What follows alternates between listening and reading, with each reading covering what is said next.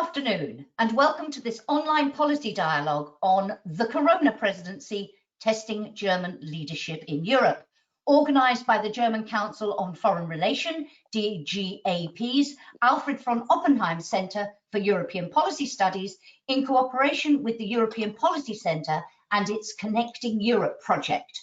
My name is Jackie Davis. I'm a senior advisor to the EPC and I'll be moderating this entirely interactive discussion, which kicks off a DGAP EPC event series on the German EU presidency called Project Presidency, which includes two public events, this one and another in December, and a number of joint expert roundtables.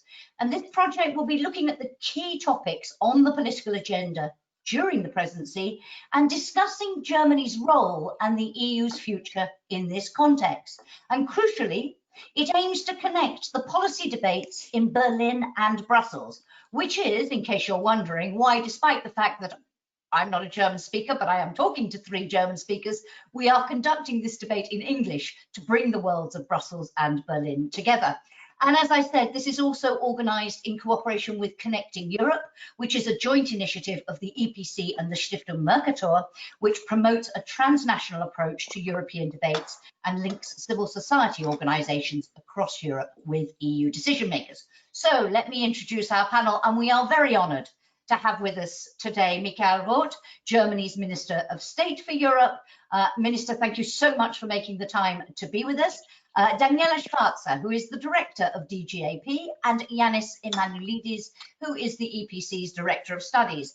Very quickly, for those of you joining a GoToWebinar session for the first time, as I say, it's going to be totally interactive. I'm going to ask our panel some questions, then I'll come out to all of you. You have two ways you can ask a question. If you want to speak, click on the little hand-shaped button on the right-hand side. I will see it, I will unmute you and give you the floor. Or you can write your question. Just click on the enter a question button, write it, and hit enter. But could I ask you, please be brief.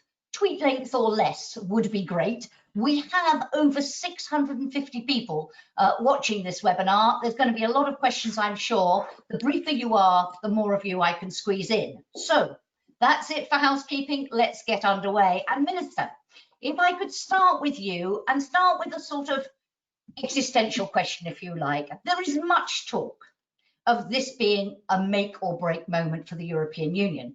It's undoubtedly a huge stress test, but would you go so far as to say it is indeed an issue that the response to which could determine its very survival? How do you see it?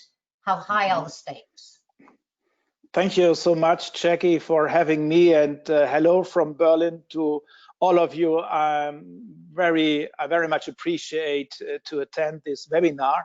It's a good opportunity for me to share some views and experiences with you, distinguished experts from all over Europe.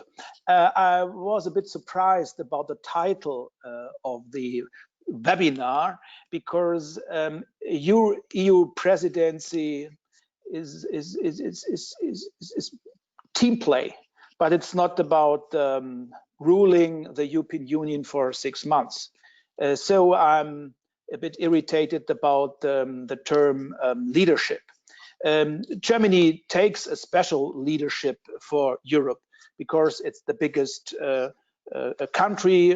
We benefit a lot from the United Europe, and we would like to do our utmost best in order to make this presidency to a success. But without team play, without a close and reliable cooperation, with our distinguished partners within the European Union, it won't work. And I also count on you, because without our experts, without a vibrant civil society, it won't work. We would like to discuss about Europe's future, and we don't want to invite just the usual suspects. We would like to invite citizens, the business, the media, the cultural communities, and that's why the incoming presidency is not just important for us in Berlin, it's important for all of us. And we have to face a big challenge. A pandemic is a threat for all of us. The virus doesn't have a passport, it doesn't care national borders, and that makes Europe so valuable in a globalized world. It's a global challenge, it's a European challenge, but we would like to strengthen the link between the recovery initiatives and measures with our main objectives. We would like to do much more for climate. We would like to strengthen the rule of law. We would like to strengthen social cohesion in the European Union, and digitalization is another key point on our political agenda. And we would like to send some positive signals that solidarity is key. We already established a very close cooperation with the next presidencies, with Slovenia and also Portugal, to emphasize that we are unable to solve the problems within 6 months. We need a more mid-term perspective for the European Union, and that's why the cooperation with others is so key. And we already put a very ambitious proposal on the table. The Franco-German cooperation is always under pressure. Many distinguished friends and partners are always unhappy with us. Now we send a signal that we stand united in challenging times, but the presidency is more or less a bridge builder. We are mediators. We don't want to dominate the European Union, and I'm looking forward to receive some questions and critical remarks, and thank you so much for having me again. And as you say, bridge builders, mediators, your slogan unveiled last week, together making Europe strong again, very much that emphasis on your logo with the 2 lines endlessly turning but coming together. I know designed to emphasis. Just to say on the title, we are, and as part of this project, talking about Germany's role in Europe. So we wanted to look at leadership really in the context of that mediating role. And one question I'll have for you later really is the degree to which it is an advantage or a disadvantage to have such an influential player in the hot seat right now. But we'll come back to that a little bit later on. Daniela, from your perspective, how crucial a moment is this? I believe it is a very crucial moment. We are still in the midst of the health crisis, and we are facing an economic crisis which is going to be maybe even deeper than we expect at this point in time. Generally, the forecast is that Europe will lose about 7.5% of its GDP, the European Union economy, which is huge, and that needs to be handled. And so the German presidency faces, in my view, one major challenge, that is combining crisis management with a very long-term outlook on actually enabling transition while we are managing a crisis. And Michael Roth just said that. He spoke about climate goals. I would add digitization. Those are very long-term and very important issues. And the chance for Europe in the second, or the EU in the second half of this year really is to get things right when both the recovery fund, which is a major financial instrument to ensure cohesion, but also modernization of the European economy and recovery, of course, combining this with the fundamental values that the EU has, democracy and rule of law, as conditions to get money, and then in parallel negotiating the multi-annual financial framework. That's a big task, and it's an extremely political one. Indeed. And Yanis, for you, this moment and the challenge that faces anyone taking the presidency at such a moment, and trying to combine, as Daniela was just saying, and the Minister was indicating, those short-term emergency problems with the longer-term challenges of transition, of long-term recovery. How do you see this moment as they prepare to take the helm? I think I would agree. It is obviously a crucial moment. It's a key moment in the history of the European Union. I would not go so far as some say that we are finding ourselves in an existential crisis. I don't think that we are now in an existential crisis. Yes, it is a severe challenge. There are some doomsayers who say that it could be this make or break moment you were talking about earlier. But I think it's extremely difficult to make a prognosis about where we're heading to. Daniela was already alluding to the economic consequences of the crisis, and we do not know how severe it will be. We also do not know what the societal consequences of this crisis will be within member states, between countries, the political consequences, also the geopolitical and geoeconomic consequences of this crisis we cannot really foresee at this present point in time. If things turn really worse, if the most negative scenario would materialize with respect to this crisis, and I'm not saying that it will, but if it would, then actually there would be a danger that the EU would find itself in an existential crisis. Now I think it is about managing the crisis. We're on a good way. We haven't done enough, but we are in a good way, and to avoid the worst of things happen. Okay. But Minister, you made it clear it's about more than managing the crisis. The other part of the title of this event refers to the Corona Presidency, as it's already been dubbed. But you indicated, and Daniela underlined, that challenge of the short-term, immediate challenge and the longer-term ones. But realistically, is there going to be the political bandwidth to go much beyond getting agreement, if indeed that is possible, on the new proposals that you talked about, the new Commission proposals, which very much in line with the proposals you developed together with France on the multi-annual financial framework and the recovery initiative? Will there be room, for example, for things like migration and asylum and the new pact, another thing that you've emphasized as being important? Just how much can you do at this very critical moment? Mm-hmm. First of all, I fully agree with Yannis.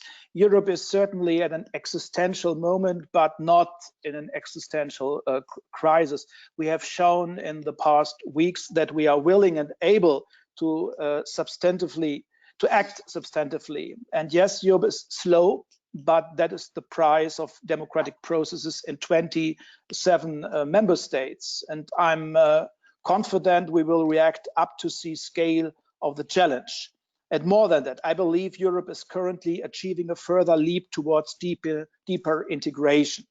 And in these times of crisis, also on the global stage, we have to emphasize that multilateralism, that close, reliable cooperation between states is a forward-looking strategy. It's the best way to act and not just to react. Climate remains on the top of our global agenda, and the rule of law situation is also very close to my heart. At the end, we have to make clear the European Union is first and foremost a union of common values, and not just a single market, not just a currency union. And Jackie, you already mentioned the asylum and migration policy. As an honest broker, we would like to convince our partners that we exchanged all arguments, but now it's time to act. We have to act, we have to decide under quite difficult circumstances, but at the end, this is the only chance that Europe, the European idea, based on solidarity and unity, will survive. So it's not just a technical situation, it's a very, very emotional moment for all of us, and committed Europeans like we have to convince others that European solutions are much better than just a political standstill or national measures. In these times, with the rise of nationalism or populism, it's our duty to make clear that teamwork is much better than just national or measures which are just focused on the national or on the regional level. Thank you. And just turning to that pressing of pressing priorities, the EU budget and the new recovery initiative, talks to get underway on that very quickly. How confident or not are you that what has been proposed by the Commission, which takes on board a lot of your proposal and indeed some of the Frugal Four proposal, tries to find that way with a mix of grants and loans, how confident are you that you can get agreement on that? And could you say 2 words about this proposal came as a surprise to many in Brussels, particularly because of what was seen as a dramatic shift in the German position on common debt. What lies behind that shift, and should we have been surprised? And then I'll come to you, Daniela and Yanis. It's an extraordinary situation for all of us, and it's not just in our European interest, it's also in our national interest that the countries which are most affected by the crisis have a real chance to overcome the social and the economic problems, and that is the main objective of the recovery program. It's not just a generous gesture to smaller sized or to weaker countries. It's in our common interest, and Germany, as a bridge builder, in a very close cooperation with France, wants to overcome these gaps within the European Union, the North and the South, the East and the West, and that bears our responsibility as one of the biggest countries, but also as the incoming EU presidency. It's an ambitious, it's a very ambitious proposal.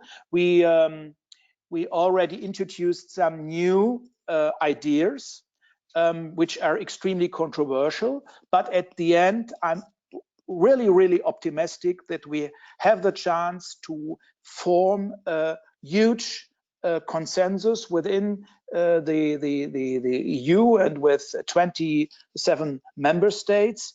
At the end, we shouldn't overestimate the role of the so-called frugal force. I was one of the politicians who sent a couple of years ago a very clear message. I'm not convinced that the idea to have 2 groups within the European Union to negotiate the MFM, the future budget of the EU, is a really good idea.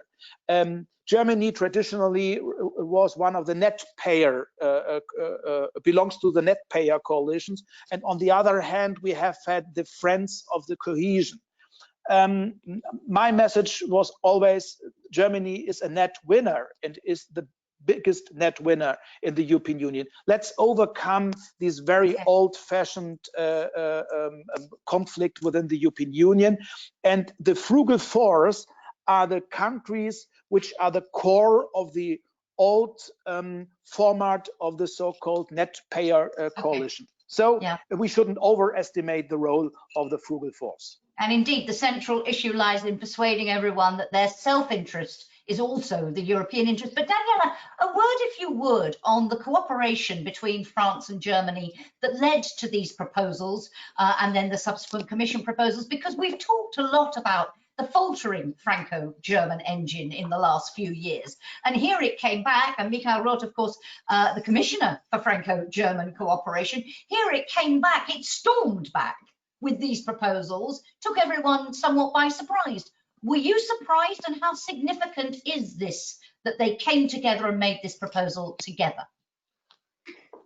I think it is very significant because France, first of all, let's look at the bilateral dynamics. In a way, France was waiting for quite a while to get a substantive response to the various proposals that Macron had put forward, even before he was even elected president.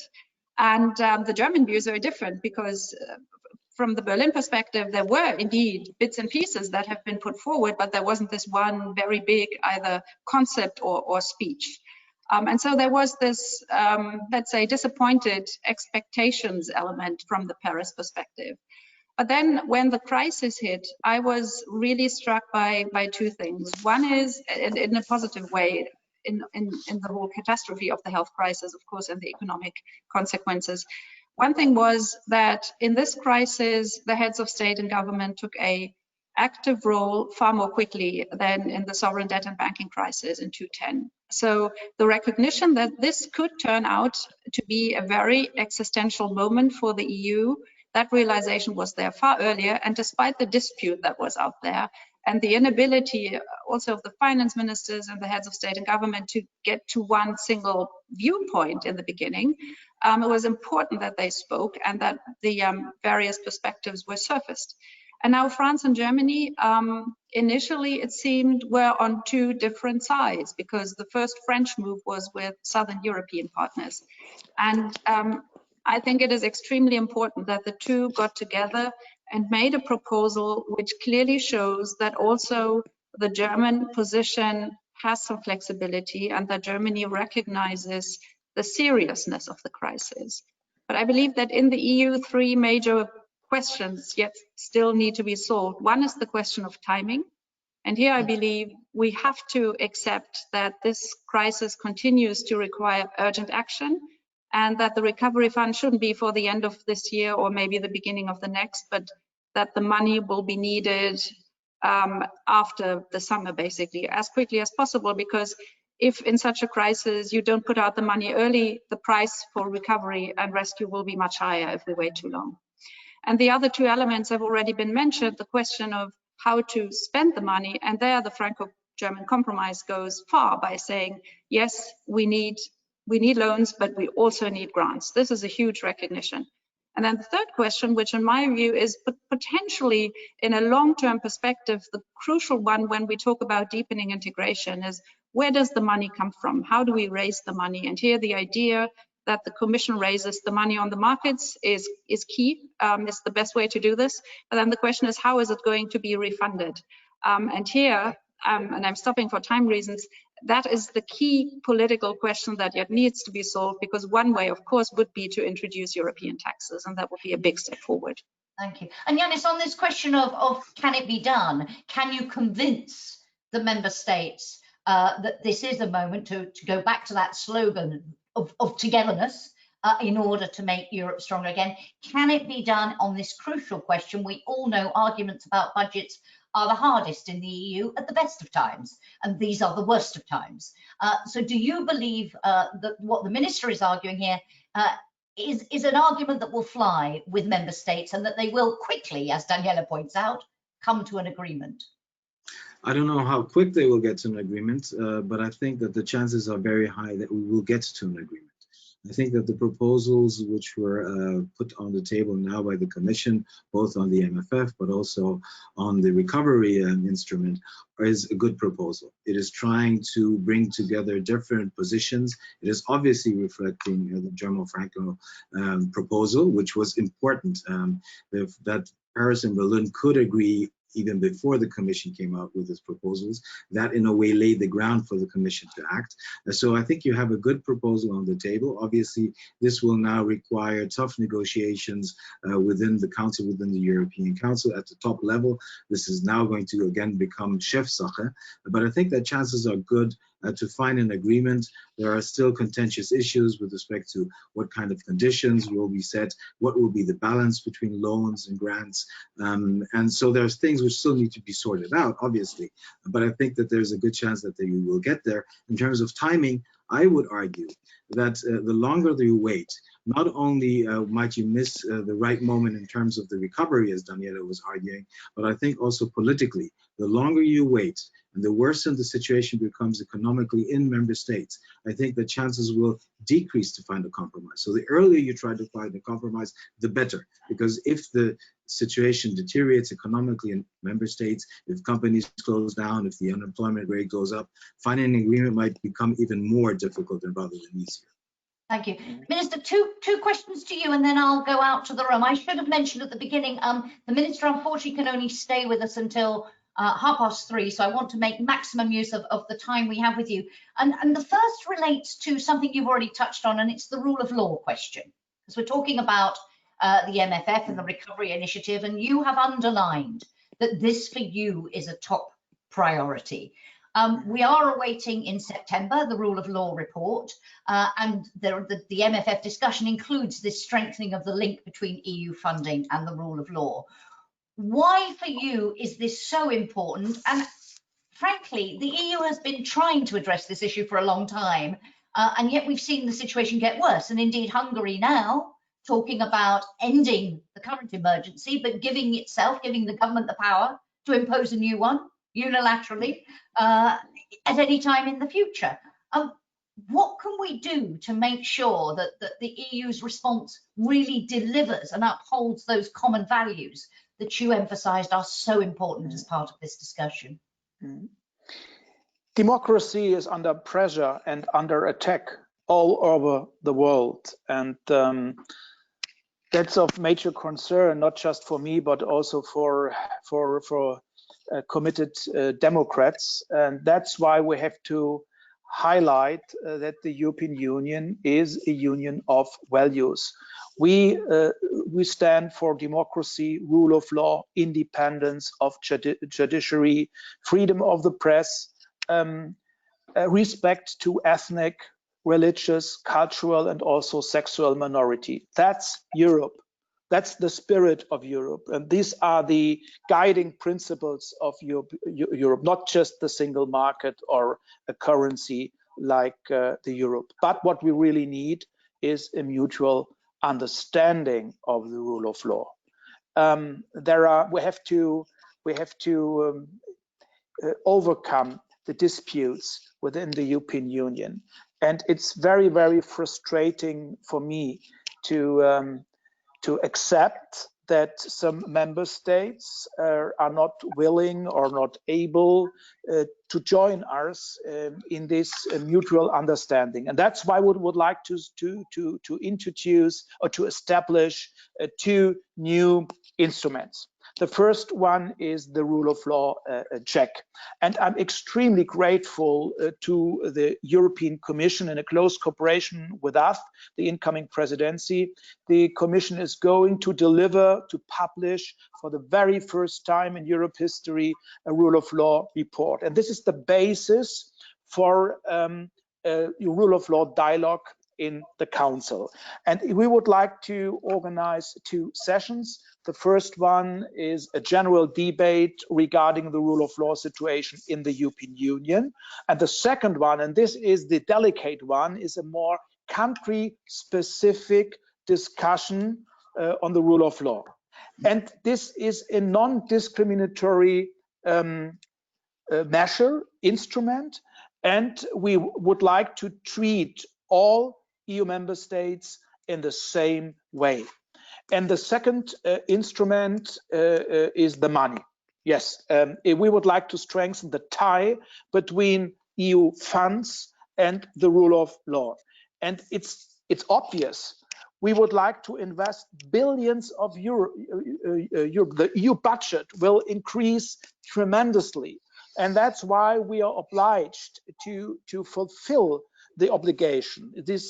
And what I never understood is that we were extremely restrictive to countries with budgetary problems. The Stability and Growth Pact was a very, very restrictive instrument in order to punish member states. And I don't understand why violations regarding rule of law are without any consequences. And I'm glad to say that the vast majority of the European Union member states is convinced that we really have to strengthen the tie between the money on one hand and the rule of law principle on the other hand. Thank you. Daniela Yanis, I'll come to you in a moment, but I wanted to come to those other guiding principles you talked about, Minister, because you referred to, you said it's not just the single market. And I'm thinking here, though, about the other thing that is coming under some stress, let's put it that way, both the single market and under huge stress, the Schengen zone at the moment. We saw a very uncoordinated entry into this crisis, countries imposing travel bans really without much relation or discussion with each other. The Commission has produced some guidelines, but as we exit from this phase, certainly of COVID-19, do you believe that you as a presidency can help to ensure a more coordinated exit from the crisis. And in terms of the single market, concerns, for example, about state aids and the support that is vital to companies at the moment to get through this. But how do we make sure long term we aren't doing something that undermines the level playing field of the single market? Just a quick thought on those two, if you would. Then I'll come to Daniela and Yanis, and then I'll go out to the room because lots of questions are coming in now. Schengen and the single market. The European Union is a union of freedom, free movement of labor. That's key for us. And without or with borders, with new borders, new fences, the single market won't work. And I very much appreciate the demonstrations of people in the cross-border regions who demonstrate that they love the European Union without borders, without fences, without border controls. And we need extremely good arguments to introduce strict measures. We already did, and now it's high time to lift the measures and to come back to the Schengen. Schengen is one of the biggest success stories in Europe's history, and it was very moving for me to see that so many people has very emotional feelings to a Europe without borders, without fences, and we have to overcome the current situation as soon as possible. We were all obliged to protect our people. And the pandemic was and still is a huge threat, but the virus doesn't care national borders, and that's why Schengen remain, or the lifting of the measures is one of the key priorities for the incoming German EU presidency. And the single market and the single market with borders can't work. And if we would like to improve our economic cooperation for us export-oriented countries, it's key that the single market works without borders, without restrictions, and so we have to come back as soon as possible to a functioning single market, which is a successful story, not just for the business, for the economy, but also for many people. Okay, Daniela, a reaction to what you've heard, and in terms of how do we make sure that we exit this in a more coordinated way than we went in. As the Minister was indicating, at the time everybody went into this situation, it was urgent, there was no precedent for what happened. But how important is it that we do this in a better way on the way out, and that it is coordinated? Do you think we'll get there?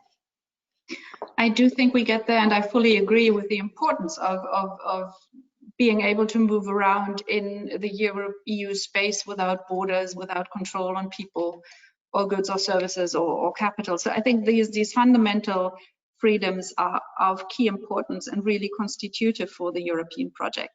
But I think it's really important to think about what we learned when we saw how quickly borders were pulled up. And in a way, this health crisis was just it followed a pattern we have seen previously. So if you pull down borders and you enable flows across European countries, but you don't install the necessary protection mechanisms, if then a crisis hits, you have to resort to national measures to protect your own citizens. And this is a big learning for health policies in times where we have to assume further pandemics may follow. What the European Union needs is to handle a crisis, a health emergency, in a coordinated European way, to create the necessary transparency, to have the necessary procurement in place, to be able to live solidarity in this moment. And that is much easier if there's proactive European preparation and exchange of information, and then you don't need to pull up national borders to protect your citizens, but you can be far more granular in actually identifying where the problem is and what to do in specific situations. And so I think it's important to get out of this in a very controlled way. In particular, if there's a risk of a second wave of the virus in autumn, which some specialists say there might be, I think a lot of political thinking and work needs to go into preventive measures that Europe doesn't fall back into the previous reaction that we saw at the very beginning of this year. Thank you. Yanis, quick one if you would, because lots and lots of questions coming in. Yes, I got 3 quick points. One is on the rule of law. I fully agree with Minister Roth that it is extremely positive that the Commission will issue the first annual rule of law report, and that this report will be dealing with all member states. And especially in the context of the crisis, we've seen that restrictions on fundamental principles and fundamental rights were throughout Europe as a necessity to react to the health challenge. So now monitoring what is happening in individual member states, also with respect to the restrictions which have been imposed, is something I think which provides a chance, because it means you will look at all member states, independent of where they are, including those cases where some governments for a while have gone beyond a certain level. And I think this is a strong argument that we're looking at all member states. Every member states will be evaluated, and then see as to whether some member states have more problems than others. The second point goes with respect to the exit strategy. I was unfortunately not surprised that we went into this crisis in a rather chaotic way. Everyone was doing what everyone thought is the best for his or her country. By the way, even within countries, in federal countries, like in Germany, we've had federal states doing things independently at some stages. So I wasn't surprised about that. But I think that it is unfortunate that with respect to the exit strategy, we are not coordinating enough. I, for a while, have been saying that you need a coordinated European exit strategy. You also need sector-specific exit strategies, like, for example, in the area of tourism. And we're seeing that there are efforts undertaking to get there, but we're also seeing that member states are playing their all ball game, and that they're trying to also find agreements among themselves, even some bilateral agreements. So I think that that is not the right thing to do, but I'm seeing that it is a problem. Now, the last point on the single market. I think here we have what I would call the 50% challenge. We have the fact that if you look at all the state aid which is being provided throughout the European Union, half of that state aid is German state aid. And that is undermining some core elements of the single market. And it is undermining the single market in total. And it's creating also discussion as to whether the single market is performing and can perform in future the things it was performing in the past. And if we undermine the single market, we really have a problem, because this is also at the core of the European Union. Okay, we haven't yet talked about the international dimension, and of course the COVID-19 crisis has exacerbated, as we all know, some international tension. We've got a lot of questions coming in about China, so I'm going to lump them all together, if I might.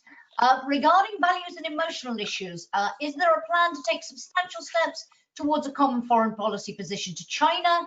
How will the EU prevent China taking advantage of the crisis by exploiting the weakness of single member states? Another question, what is your expectation for the EU-China summit in Leipzig, particularly in relation to climate ambition and green recovery?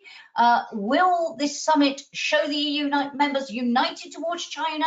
Will it be cooperative or reflect a more competitive approach? Will you talk about global health? Will you talk more about a joint push on global climate policy? Lots of different questions there. The German government has called for a robust development of a robust strategy towards China. Minister, your response to all those questions. Thank you so much, Jackie, and it highlights how crucial it is that the European Union speaks with one single voice, based on a common approach, a very comprehensive approach, a common strategy. And there is room for improvement. It's obvious, and that's why we will organize the so-called leaders meeting with China. It is an extraordinary opportunity for us to make clear that 17+1 Chinese strategy is not a forward-looking one. There's only one chance for us in in a globalized world to cooperate, to speak with one single voice, and it's key with the global in a close contact and dialogue, also critical one, with the key global actors: United States of America, India, Russia, and also China. But China is not just a trade partner, it's also a competitor regarding our values. On one hand, China is a close partner, for instance, in climate. This is on the top of our agenda, but on the other hand, regarding human rights, democracy, individual rights, independence of judiciary, we compete with a system which is extremely far from us and from our values. And is it possible to establish a good, reliable cooperation with and combined with a very frank but also constructive dialogue regarding these values, which are key for us? Without these values, the European Union won't exist. And so, with regards to deliverables, we will push for three things. First, an investment agreement with substantial improvements in market access and level playing field for European companies. Secondly, strong commitments in the fight against climate change. And thirdly, a closer cooperation in third countries, including Africa. That is my expectation to the leaders' conference with China. I hope it will take place, not just virtually, but also physically, maybe in Leipzig or another nice German city. But it's obvious that we are also will discuss about pressing issues like the human rights situation in China. Daniela, a word on China, if you would, but also more broadly on this growing competition between global powers and this concept very much emphasized also as part of the Franco-German proposal and by the Commission of greater European sovereignty, autarky. Talk what it really means. What in a global context will that push for Europe to be more self-sufficient, more sovereign in technological areas, in economic areas? How will that play in to this broader tension and this competition that we're seeing now between the great powers? We talked about China, but there's also, of course, the US. There's the question of Russia. It's a tough old world out there. Indeed, and Europe sits squarely in the middle of an escalating conflict between China and the US. And so far, Europeans, and in particular Germans, really tried not to side in this conflict. Although, of course, from an alliance perspective and from a value perspective, we are definitely on the side of the United States. And from the American perspective, Europe very much is a partner and ally of the US when it comes to dealing with China. At least that's the expectation. And now the tougher the competition gets and the higher the expectation gets that also Washington voices vis-a-vis Europe, the more complicated it will be to walk that very thin line of, balancing both sides in a way. And although I said that it's not an equidistant relationship, not at all, Europe, and in particular Germany, has very close economic ties to the benefit of both sides with China and doesn't wish to give that up, of course.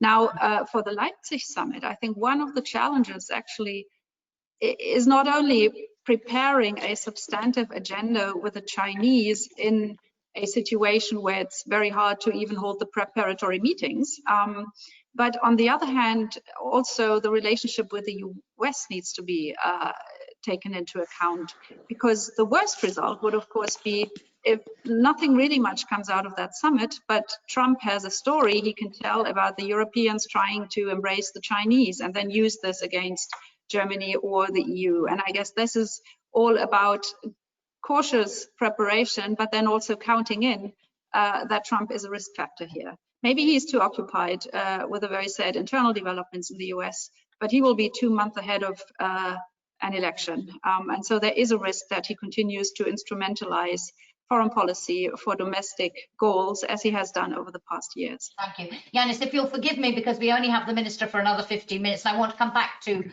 term that irritates him, leadership, but lots of questions. So I'm going to take a series from the floor, and I'm going to ask you, please, there are so many questions, really brief, 1 minute or less if you would. Tanya Milewska, you have the floor. I've unmuted you. Thank you. Do you hear me? Yep, we hear you. Yes. Yes, I have a question for the minister. I'm from the Macedonian News Agency, and I'll take the liberty to ask about enlargement, if you allow me. Under your presidency, North Macedonia expects to open the accession negotiations with the EU. I would like to know, what is your position? Do you think that there are significant chances that this will happen, or will the pandemic set enlargement aside again? Thank you. Thank you. And there's also a question, a written question, which asks not only about North Macedonia, but also about Albania. I'm going to take all of these in a row, Minister, and then we'll do quick responses on each. Dora Kastorf. No, you are muted yourself. I'll come back to you, but if you put your hand up, make sure you're not self-muted. Klaus Wittmann, you're also muted. No, I can't open you. Palotai Vikoria. Everybody is self-muting at the moment. You need to unself-mute yourselves. Otherwise, I can't give you the floor. Okay, I'm going to take some of the written ones because at the moment, for some reason, none of those are unmuting. Here's one. Richard Walker is now unmuted. Richard. Hello, thank you, Jackie. Yeah, just a question for Michael Roth. I mean, just listening to what you said about the upcoming summit, obviously echoing Heiko Maas recently as well, talking about the importance of dialogue. But, you know, many outside observers will kind of listen to what you said about pushing for an investment treaty, which would be very lucrative for European firms, pushing for climate cooperation and also closer cooperation on third countries, including Africa. Where is the price to China for what it's been up to in recent weeks and months in that? Okay, thank you very much indeed. And just to add a couple more, and then Minister, I'll come to you. Quite a few questions about the Conference on the Future of Europe coming in written. What role will the Conference on the Future of Europe play during your presidency? Just seeing if there was several on the same thing. So this one's rather long. What is the position on the process and the outcome? Are the Council close to getting agreement on the process and treaty change questions, etc.? And the inevitable questions about Brexit. How heavily will it burden the German presidency? I like that way of putting it. And what about the hard Brexit costs? So just to recap, enlargement, North Macedonia, Albania, China and the price, Conference on the Future of Europe, and Brexit questions. So, and all in the space of a couple of minutes. Thank you, Jackie. I would like to start, if you allow, with the Western Balkan, because it's very close to my heart, and challenging times lies behind us. And I was really unhappy to take into consideration that some member states, distinguished member states, totally underestimate the role of the Western Balkans for peace, stability, for the European Union. So it's in our common interest to stabilize the Western Balkans. And we already offered 2003, 17 years ago, we already offered the EU perspective. And this EU perspective is one of the best tools, and we have to make it to a success. We have to strengthen the visibility of the European Union in the Western Balkans. I'm very glad to say that the European Union is going to provide 3.3 billion euros in order to combat the pandemic and the social and economic consequences in the Western Balkans. We already started accession talks with North Macedonia and with Albania, and it was really hard to convince our partners, because without the political consensus, it wouldn't work.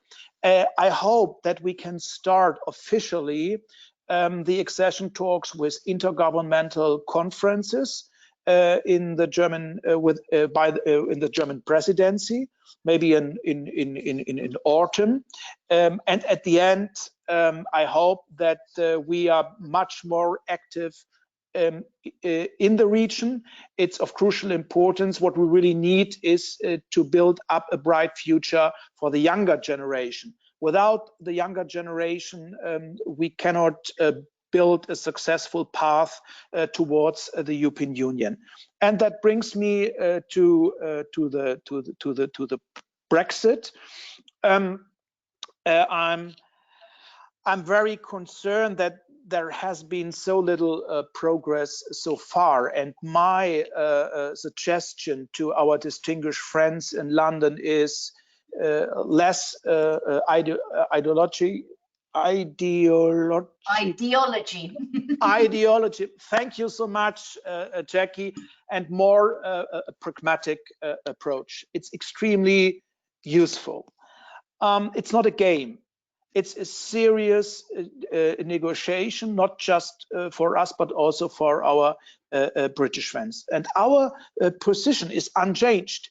We want an ambitious and comprehensive new partnership between the EU and the United Kingdom. And our position continues to be based on the jointly agreed political declaration.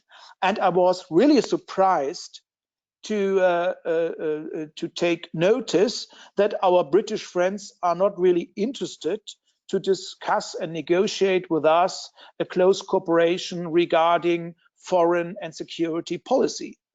That was also agreed in the political declaration, also in the withdrawal agreement. Time's running out.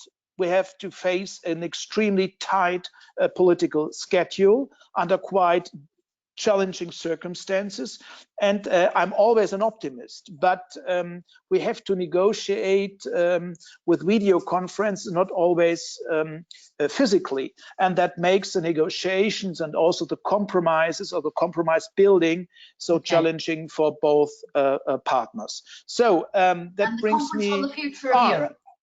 That's also very close to my heart. I can understand why many representatives of civil society are a bit reserved or unhappy with the situation. But the future conference, the inauguration event, should take place in Dubrovnik at the 9th of May. We had to postpone this inauguration event because of the pandemic, but you can count on us.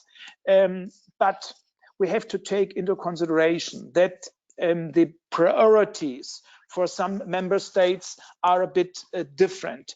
They have to face a serious economic and also social crisis. And that's why abstract discussions are not the key priority for them.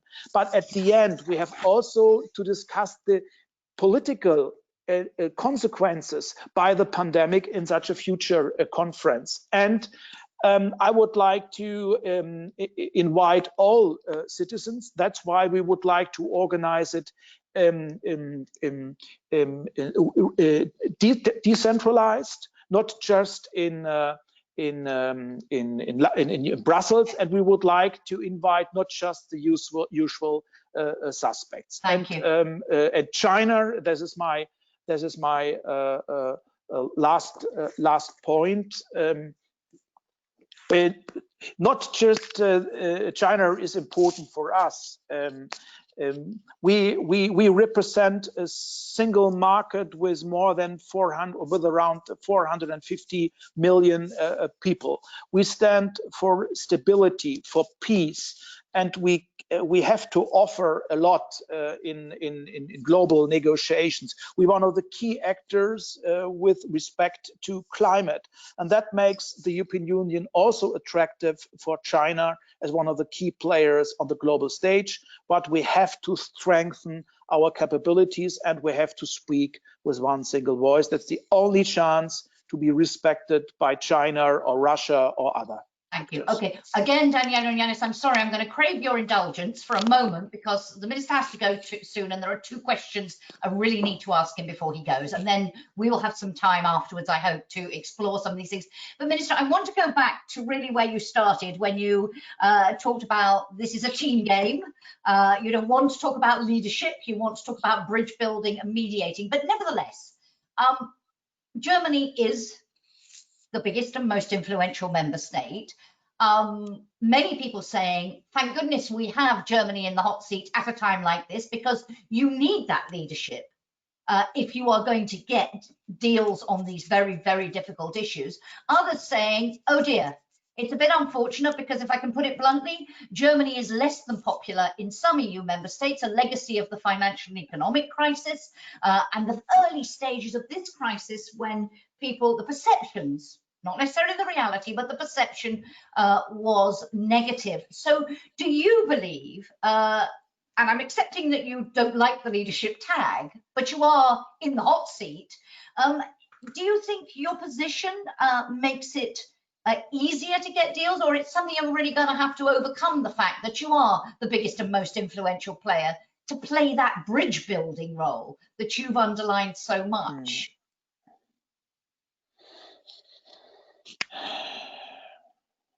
It's a difficult question because we have to accept the reality, and now it's the high time to accept our special responsibility as the incoming EU presidency, and it offers a lot, not just for us, but especially for our friends and partners. And I would like to establish a political climate which regains trust and confidence within the European Union. Without trust and confidence, it wouldn't work. And I would be extremely happy if our partners accept our role as honest brokers, but not just as mediators. We would like to inspire the European Union. I'm not very much in favor of too much pragmatic approaches, because we need also long-term visions, perspectives in these challenging times on the global stage. And I'm not really happy with Europe's role, because there is a huge potential. And that's our obligation. That's also our chance to convince others that European solutions are much better than national measures. And that is my main objective. It would be great if we could emphasize that the European Union is one of the strongest and most reliable defenders of democratic values, of rule of law, of the independence of judiciary and human rights inside the European Union, but also outside the European Union, in a time where democratic values are extremely under attack by nationalists and by populists. Thank you. Before a concluding question, I do want to give Yanis and Daniela a chance to briefly, this question of Germany's role over the next 6 months and how important it is, and this emphasis that the minister is putting, your reaction to that, Yanis and Daniela. And then, Minister, I'd like to ask you, just as you leave us, to tell us how you'll judge your own success or failure at the end of the 6 months. But Yanis first. Well, first of all, I think that it is very fortunate that you have a big member state, that you have Germany in this case, running the Council presidency in the second half of 2020. Now, as Minister Wood said in the beginning, the Council presidency is only one actor among many. However, if you have a country like Germany in that position at a time like this, so this in a COVID presidency, as you called it in the beginning, I think is crucial. And I think it is positive. But you need more than just being an honest broker, a bridge builder, a mediator. You need to have leadership coming from the German presidency, because you need leadership in these difficult times to steer your way out of the crisis, or steer your way into a phase in which we will be better able to manage the consequences of the crisis. So you need leadership. But leadership is not something which can only come from the German Council presidency. In the beginning, it was Daniela who was arguing how important the Franco-German relationship is and how important it is that it came forward with strong proposals now. That needs to continue. You need to have an agreement between Paris and Berlin in order to co-lead, and then you need to have all other actors playing ball also. Thank you. Daniela. I think we shouldn't be afraid of the term leadership at all, because it doesn't necessarily mean imposing a direction or imposing a solution, but I would define it as bringing the group to work and making sure that the EU 27 realizes all the challenges within the union, but also in its neighborhood and in the world, basically. And I believe Germany has a huge responsibility. And it can't only take a neutral stance. I fully agree that there is a huge normative dimension to the leadership or presidency in the second half of this year. There is a lot that can be settled with regards to democracy and rule of law. The state minister said it all, and I think the important point is it either works in the second half of 2020 and it is enshrined in the financial mechanisms as a principle, or it is not, and we shouldn't lose this opportunity. Thank you. Minister, I have to let you go, I know, but just in a sentence, if you can. We talk about the importance of Europe emerging stronger and more united, not weaker and more divided at the end of this crisis. And as you said, limit to what you can do in 6 months. But when we get to December, how will you personally judge the measure of success or failure of the presidency? What for you will make you say, yeah, we in that role as bridge builder, mediator, we hear that plea for you to also show that leadership that you are uncomfortable with, but how will you define your own success or failure? Thank you, Jackie, and I would like to take the opportunity to express my gratitude also to Daniela and to Yannis for this outstanding opportunity to discuss the main goals of the incoming EU German presidency.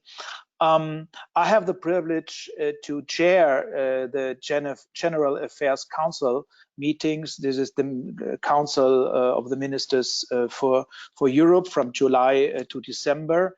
And we are not just negotiating the Brexit, the MFF, but also the rule of law. And that is my main objective, to convince my distinguished friends and partners in the council that a rule of law dialogue, a rule of law check is a unique chance for all of us to strengthen Europe, to strengthen our credibility on the global stage. And I hope that I can, in a close cooperation with my friends among the European Union, that I can achieve this goal in the next couple of months. And on that note, we can't applaud you in the real world. Well, I can do a single, but on behalf of everybody. Thank you. Thank you so much, Minister, for your time. Daniela, Yannis, don't go. I'd like to pursue a couple of things with you, but thank you for your time. Best of luck. Thank you so much. We did have a number of other questions which I couldn't put to you, and comments. We'll send them to you so you can at least see what they were. Thank you very much indeed, Minister, and bye-bye. So, Yannis and Daniela, I don't know whether either of you wanted to pick up on some of those earlier questions which I didn't have a chance to come to you about, relating to enlargement. Daniela, did you want to say anything on the enlargement question? No, I think Germany, well, I think what became clear from what the minister said is that Germany remains committed to pursuing the enlargement process and recognizes, maybe more than other countries, that the accession perspective is key to maintain a transitionary momentum in certain countries. And yeah, I basically don't disagree with Michael Roth at all on those points. But it's good to see that the German government keeps emphasizing this. And there were moments of Franco-German frustration over enlargement as a key theme for the EU, of course, over the past month. Thank you. And Yannis, on the question of the conference on the future of Europe, I mean, what I heard in the minister's answer was, I think when I asked at the beginning about political bandwidth, my sense from his answer was this is one of the things for which there is not quite enough political bandwidth at the moment, or did I read him wrong? What is your feeling about how far we'll get with this during the course of the German presidency?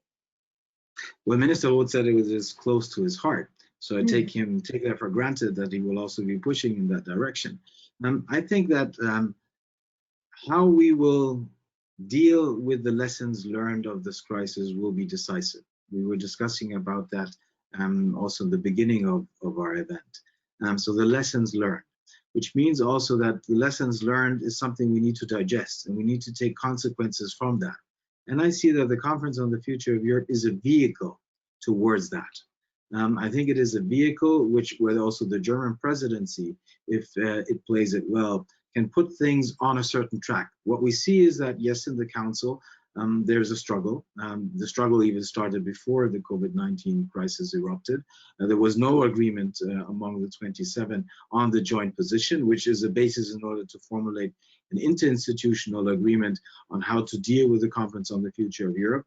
Now, there are more immediate concerns, but I think that the German presidency could push, at least in the direction of making sure that there's progress in the Council in order to get also an agreement with the two other institutions, both with respect to the content and with respect to the process. So what actually do we want to discuss in the Conference on the Future of Europe in light of the experience of the COVID-19 crisis? We cannot pretend that we can that it's business as usual, that we can go back to where we were earlier this year.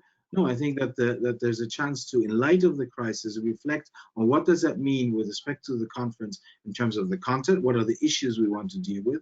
And here I have a different position than Minister Roth, who said we don't need abstract debates.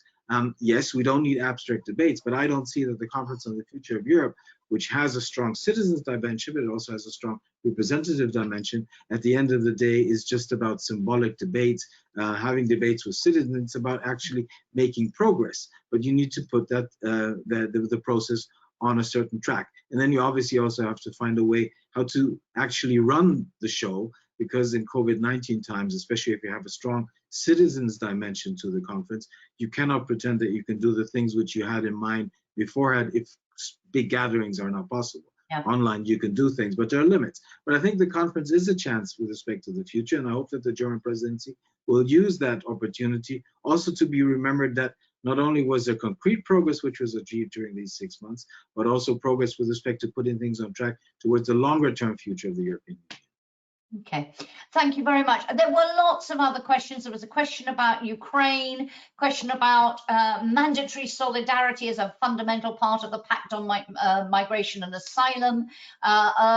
Several quite long comments, one expressing deep cynicism about Angela Merkel's motives in making the proposals with France, and is it just a way, the suggestion is, doesn't think she's going to get agreement on it, but this way she changes the image of Germany in Europe. Daniela, I don't know whether you want to comment on what you think was behind the German change of heart and this coming together with France in this way.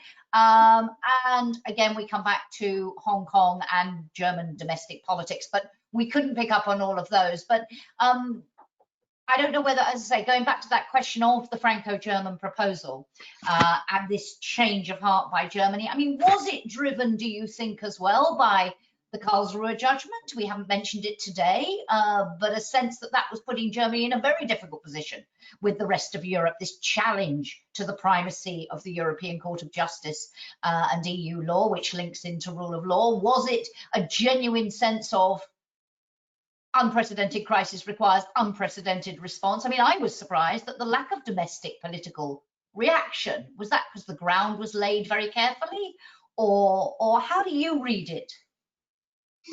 I think there's a genuine worry about the sustainability of the European Union and the Eurozone.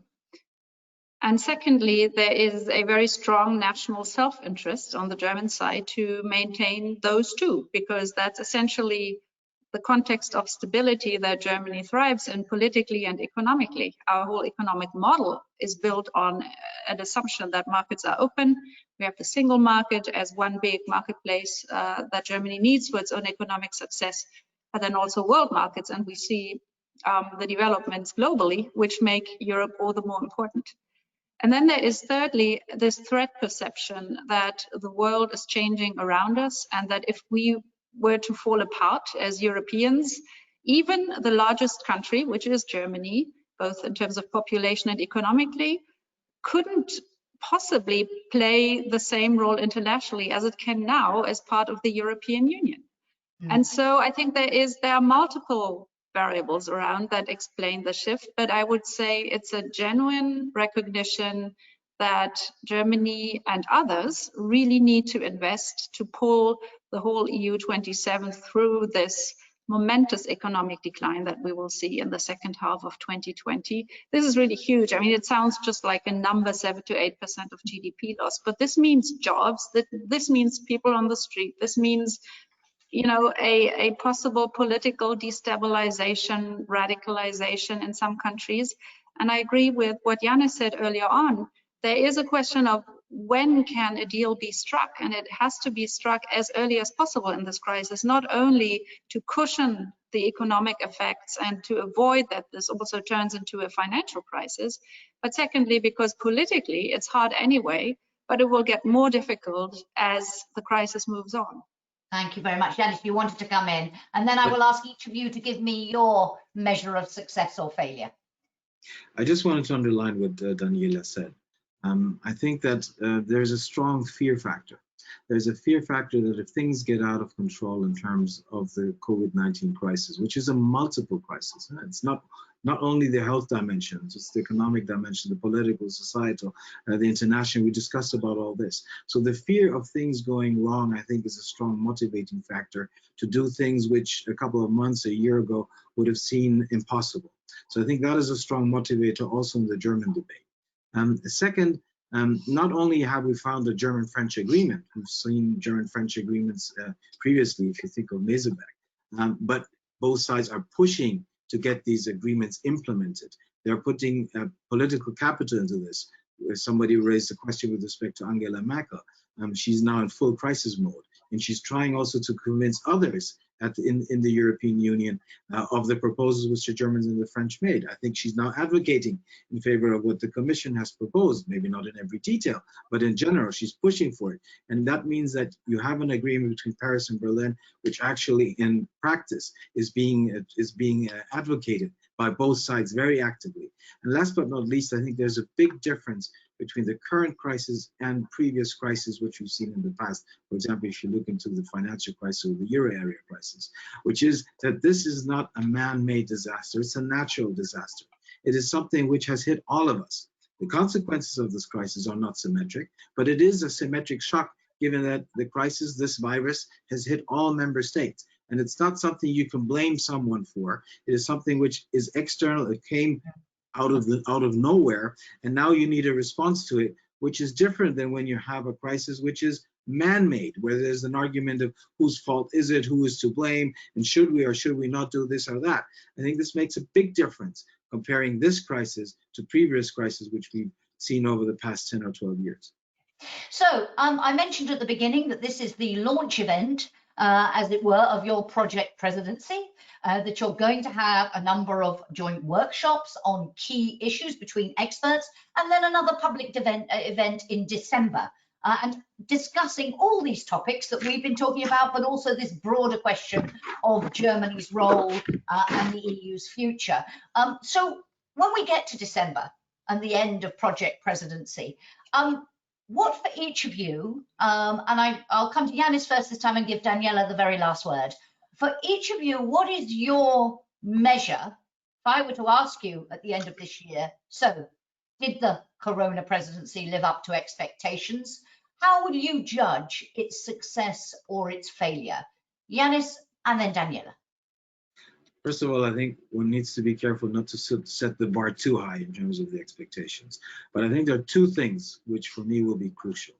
One is, and we discussed that in depth, but I need to repeat it, that during the German presidency, and you will need German active leadership, as Daniela also mentioned earlier, leadership is not a negative term, it's a positive term in this context. You need an active leadership from Germany together with France and others to make sure that you get an agreement on the MFF and you get an agreement on Next Generation EU, on the recovery instrument. This is of utmost significance. If we put ourselves into a position where when the German presidency ends, you have not found an agreement on this, this means that the German president has actually failed. So for me, this is key. And I will also repeat that I think in terms of the future prospects for the European Union, the German presidency can leave its mark beyond the 31st of December. And I still believe that the Conference on the Future of Europe is a key in that process, which we will have to undergo while being in crisis and still doing what Daniela said earlier, transition, mixing both of these elements together. And I think this is a vehicle. So MFF agreement on the next generation EU and the recovery instrument, and making sure that the conference makes sense and is being put on track. Thank you very much. Daniela. No disagreement on my side. I will just add elements. So why is this whole financial package so important? Because it will be a moment where the EU as a whole, and not only Germany's EU presidency, but really the EU 27 collectively, can demonstrate or not that they have heard the shots and that they understand what the future challenges of the EU are. And that's why I emphasize again, it's both about getting the EU through possibly very rocky month this fall, and at the same time showing a perspective in terms of, yes, where does the money go, but also in terms of political leadership, creating a vision of a future EU, which is a new transitioned EU economically, but also politically. And I didn't want to avoid your question on the German Constitutional Court earlier on, so I'll pick it up now. I think the Constitutional Court ruling shows us the limits of the current construction of the Eurozone, where far too much responsibility for crisis management went to the European Central Bank. Now, if policymakers take this seriously, they have to recognize that politically, this is a moment where, with the Conference on the Future of Europe on the one hand, but also the discussion about a real fiscal capacity that may be in the creation, there is a moment of truth where, in particular, the Eurozone countries need to go back to the drawing board and think through what is our vision of the setup of a monetary union that economically works, guarantees financial stability, and is acceptable from a legal and democratic perspective. And that's a huge agenda. And I agree with Yanis that the future conferences, they are one forum and an important one which should be used to really put big questions onto the table, because I think the system is in a situation, given the external pressure and the internal fragilities, which we all know and can describe in all detail, where a conscious decision has to be made at some point that more solidity and a better functioning, which means technical functioning, but also democratic legitimacy, needs to be introduced. Thank you very much. And thank you to you both for a fascinating discussion. I wish we'd had longer, but the Minister's agenda becomes more packed with every passing moment. Thank you very much to all of you for your excellent comments and questions. I do apologize, we got to many of them, but there were many more that we didn't. But you have another opportunity, as I mentioned earlier, tomorrow morning, Michael Klaus, who is Germany's permanent representative to the European Union, will be talking at an EPC online event on the presidency's priorities. So maybe you can log in again then and raise some of those more detailed questions with him. And also we will pass on, some of your questions were more comments. Perhaps we could pass those on to the Minister's office to at least make sure that he has seen them. But thank you very much to both of you. Thank you to all of you. And may I wish you a very pleasant rest of the day. Bye-bye. Thank you, Jackie. Thank you, Jackie. Bye-bye. Bye.